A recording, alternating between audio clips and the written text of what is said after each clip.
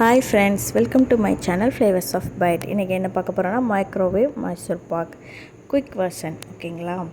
இதுக்கு தேவையான பொருட்கள்: கடலை மாவு 1 கப், நெய் 1/2 கப், சர்க்கரை 1 கப், தண்ணி 1/4 கப்.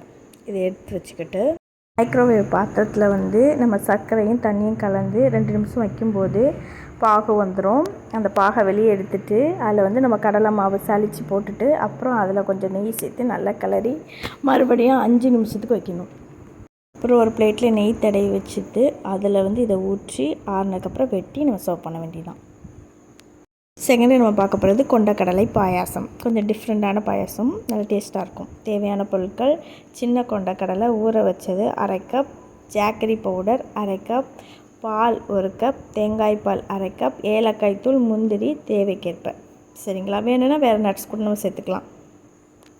இது எப்படி செய்யணும்னா, கொண்டக்கடலையை 10 நிமிஷம் நல்லா குக் பண்ணி எடுத்துக்கணும். அப்புறம் கருப்பட்டி இல்லைன்னா ஜாக்கரி பவுடர் சொன்னேன், அதை நல்லா நான் மெல்ட் பண்ணி பாகு மாதிரி ரெடி பண்ணி வச்சுக்கணும். பால், தேங்காய் பால் ப்ளஸ் ஏலக்காய் தூள் வச்சுக்கிட்டு நம்ம பால் காய்ச்சி ஆற வச்ச பால் சேர்த்துக்கலாம்.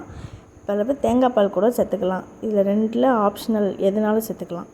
வேக வச்ச கொண்டக்கடலை கூட நம்ம கருப்பட்டி பாகை ஊற்றி அப்புறம் நமக்கு தேவையான தேங்காய் பால் அப்புறம் ஏலக்காய் தூள் போட்டு நல்லா மிக்ஸ் பண்ணிவிட்டு நல்லா கொதிக்கணும். கொதித்ததுக்கப்புறம் நல்லா நெய்யில் வறுத்த முந்திரி, திராட்சை, நமக்கு தேவையான நட்ஸ் போட்டு இறக்கிடணும். நெக்ஸ்ட்டு நம்ம பார்க்க போகிறது ஒரு ஸ்நாக்ஸ் ரெசிபிஸ், ரவா பணியாரம். இது எப்படி செய்யலான்னா, ரவை 1 கப், தயிர் 1/2 கப், வெங்காயம், பச்சை மிளகாய், கருவேப்பிலை, உப்பு. இந்த கருவேப்பிலையும் உப்பு நம்ம தேவைக்கேற்ப யூஸ் பண்ணிக்கலாம்.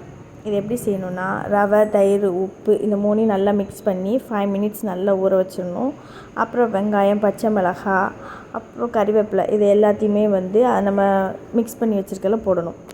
கிட்ஸுக்கு பச்சை மிளகாயை ஸ்கிப் பண்ணிவிட்டு பெப்பர் கூட சேர்த்துக்கலாம்.